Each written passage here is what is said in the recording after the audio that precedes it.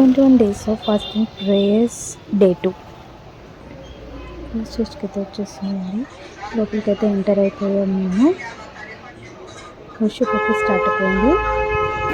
నా జీవితం ప్రకాశింపజేయండి. ఏ మాత్రం అంధకారం ఉండకూడదు నా జీవితంలో. ప్రతి భయం అనే ఆత్మ నుండి నన్ను విడిపించు ప్రభా.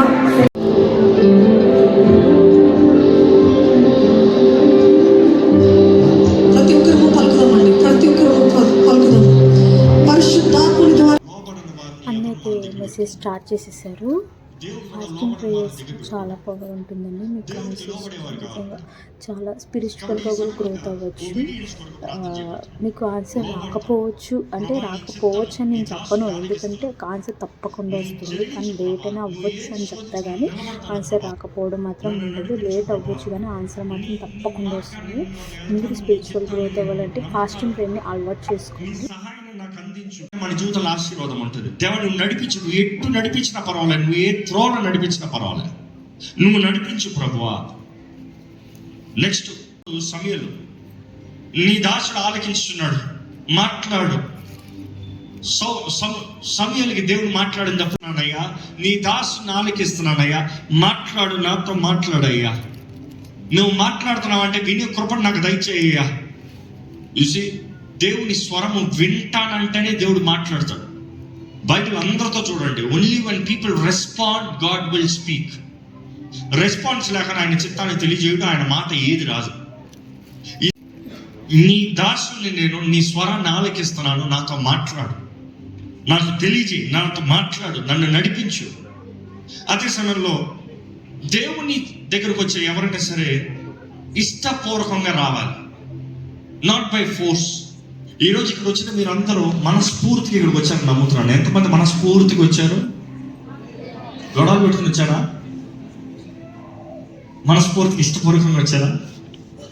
దేవుడు తెలియజేయండి, ప్రభా ఇదిగో విల్లింగ్ ఫుల్లీ ఐఎమ్ హియర్, నీ దగ్గరికి సమర్పణతో వచ్చాను, ఇష్టపూర్వకంగా వచ్చాను. బైబిల్ చూసినప్పుడు యెషయా గ్రంథము 6:8 చూసినప్పుడు దగ్గర మన దేవుని స్వరం మనం వినాలంటే, దేవుడు మనతో మాట్లాడాలంటే we really need to surrender. కాబట్టి ఈ సమయంలో మనం సరెండర్, అబ్సల్యూట్ సరెండర్ ప్రేయర్ చేయబోతున్నాము.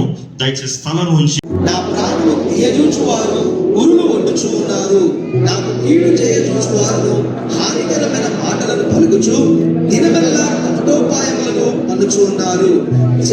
సార్లు దేవుని బాధ పట్టాలని చేయము. దావీదు పాపము దేవుని బాధ పట్టాలని చేశాడా?